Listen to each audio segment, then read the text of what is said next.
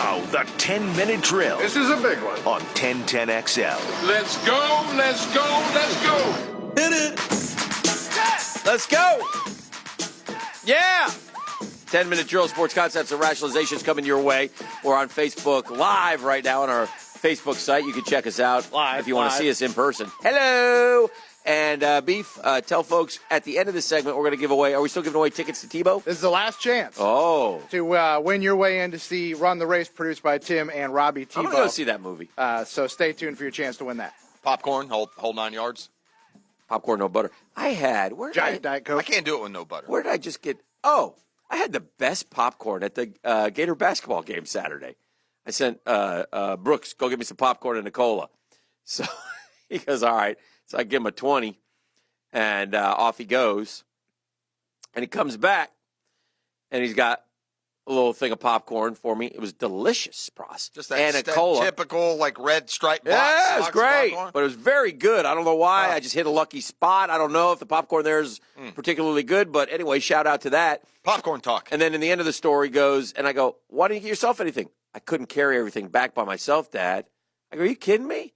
And he goes, no. And I go, well, then go get yourself some more. Go again. You got enough money, don't you? Because I had given him 20. He goes, yeah. And I go, okay. Well, the problem was we were in the middle of the aisle. Yeah, that's no good. And I will say this about Exact Tech Arena, and this is any stadium, though. Tight, too tight. So tight, the man. people in front of you and behind you are too close. If you walk down the aisle, people got to get up. Especially if you're Gator basketball. Yeah. So here's what I said. I said, climb over this and go down that aisle. So he did, and he came back with a delicious churro, which then I, of course, ate. I have to think, I got to be honest. Give me a bite of that. I got to be honest. Yeah. The fact that the kid, it's going to hurt on the scouting report, he couldn't come back with popcorn, churro, and a Coke. And another drink. I agree. Even still. I agree. Ask for a drink carrier. Yeah. All right, Dan, let's start the 10-minute drill. With I was amazed this morning with the fact that I've uncovered. What do you got? Well, we've been operating under very, very flawed logic. So if the reports are true and Kyler Murray is, going to check in and weigh about 205, 210 pounds. That's not slight, is it? Well, it's not just that, Dan. What have we said all along? Well, Russell Wilson wasn't tall, but he's built like a safety. And then I learned that at the Combine, Russell Wilson checked in at 204 pounds. Yeah. So we've been living a lie here on some things when it comes to detracting the value If of he's Kyler 206 pounds, then he's thicker than Russell Wilson. Yeah. I don't believe that. Well, the Combine don't lie, buddy. Yeah, I know. They're not going to put 204 if he was 224. Unless he's going to be 204, and then immediately in a week he's going to be 190 again. I think Russ has always worn that big flak jacket around here. It makes him look a little thicker than obviously he is. You're suggesting that the idea is Russell Wilson's not near as thick as we thought. Absolutely. Big dude, yeah. Well, that's the fact. Yeah. Yeah. By the weight, I mean, he's also now 5-10 years older. You can put on weight as you age. You get into a strength program. So now he's probably 220, 225. But, if we're going to use the example of slightness or weight, then we need to throw it out because Russell Wilson has proven that to be inaccurate. The three lightest Combine quarterbacks, none have missed a game by injury. Jared Goff, Baker Mayfield, obviously young still, and Russell Wilson are the three lightest in the quarterbacks. NFL? No, at the Combine, they're the three lightest quarterbacks in the last 15 years. Oh, only three to weigh under only three to weigh under 210. Okay, so then weight becomes less of an issue, and if height's not an issue, then there's no issue. There's no issue. Judge Kyler Murray as you judge Dwayne Haskins. Who's better? And who's better? And maybe Drew Lock. And now and if you like all three of them, your guy Daniel Jones. Yeah, that's your guy. And just sit at 7. I'm the more that I see that the three of them are going to, I don't know, maybe they're not. See how close they get headed to the draft, and see what the Jags do when free agency opens. 6 weeks before draft day. Well, we'll see what happens. And again, 206 is stunning to me if he's like 5'8" and 5'8". Like I said, he's thicker than Russell Wilson, which is a good thing for the NFL. Absolutely. So we shall see. I'll ask you this question. I have a lot of directions I would like to go, but I'll ask you this. The word is, on the baseball front, that it's 10 years, $330.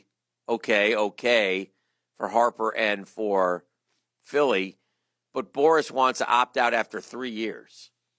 Well, if you're Philly, you got to say no. Listen, bro, if we're willing to pony up 10 and 330, no. Well, how about this? How about some of the other teams come along and say, well, we didn't know we could do less than 10 years. If you wanted a 3-year deal, you get about 30 teams interested. What's the point of 10 years and 330 if you want the opt-out? Here's Everybody why. wants the You know why? Yeah. It's a chicken bleep. Yeah. Player covering. Yeah. Contract clause. If I'm willing to give the bigger risk in a 10-year deal is by the club versus the one writing the check. Yes, that's the bigger Basically risk. sounds like Bryce Harper wants to make his $30 million a year Right, and then get out of there and go play for the Yankees or whoever. And if he hasn't played great, he'll just stay on. If he's playing good, he can leave. I wouldn't do that. No, wouldn't do it. No way. No way in the world. No way in the world. But I got to think he's got to take. Would I ever do that? By the way, in the end, regardless of where the opt-out is, 5 years, 7 years, 3 years, however it works, he's going to Philly. Scott Boras. It certainly seems that way. Yeah, you're not turning down 10 years, $330 million. You're just not. I mean, that's what he wanted. That was the whole thing behind Bryce Harper. Because remember, reportedly turned down 10 years, $300 million with the Nats. So we got him a whole extra $30 million. He wants the biggest deal. He wants more than Stanton got. Yeah, right, which was $325. Even though Bryce Stanton's better than you, don't forget that part. Yeah. Who would you rather have, Giancarlo Stanton or Bryce Harper? That's interesting to see. To me, that's like a snap call. Yeah, that's a good question. Yeah. Dan, the new year officially doesn't start in the NFL until Happy New Year. Thank you. Until March. Okay. But the combine kind of kicks off. Oh yeah. What we're going to get into. There are a number of intriguing storylines. Okay. As there are every year, but I'm curious. Like whiskers. That when we have our first off-season owners meetings and we start talking about rules changes that they do every year, what rules change? What? I guess the way I'm trying to phrase this. What are we after here? Are we definitely still reacting to the Saints no call? What are we going to do when we sit down and go over that? Correct. I would listen. It's hard to legislate or define PIs, right? And you can't. But there are some ways that you can improve that, I think. And if they sit down and work through it, what we have to have is a situation where that doesn't occur. So how do we get there? And let's let some of the smart guys come up with it. Now, Sean Payton's on the rules committee, if I'm not mistaken. And then he's got to be the guy who sits there and goes, guys, we got to spend a couple hours on this one. At least appease me here. I wonder. Put yourself in my shoes. I wonder, do even those victimized take a step back, in the time that is elapsed between, obviously, the absolute, debacle that occurred in New Orleans and then the actual talk about potential rules changes coming up. I understand, the narrative of getting everything right, but I also understand the reality of 4-hour football games, and I don't want that. Yeah. Yeah. I mean, if you let coaches start challenging pass interference or no PI, isn't that one of those that we say could be called on every play? Where are we going to draw the line? Last thing, Jeffrey, and Robert Kraft, my question to you is, what is the penalty going to be? My observation and concept and rationalization is, and this is totally off, taking away a little of the seriousness of everything that occurred, to be a billionaire and have the United States as your neighborhood. And what I mean by that is massage parlor, sex session in the morning. Sunday AFC morning, I've got the AFC Championship game, and I'm hanging out in Florida because I'll just get on my jet and zip over to Kansas City and be there in plenty of time. And I'm not talking about 8 a.m. at the parlor. I'm talking about 11 a.m. In other words, the United States is my neighborhood. I can go wherever, however, and be there in no time flat because I'm a billionaire with a plane at my beck and call. So that's something to shoot for sure. Well, here is the. But what is the penalty going to be? The ultimate penalty is going to probably be going to be what? I don't know. I have to guess, but I'd say suspended for a year. A year? I believe so. Wow. I think it's going to be like 4 to 6 games. You're caught twice on camera getting serviced by apparently slaves. Yep, easy.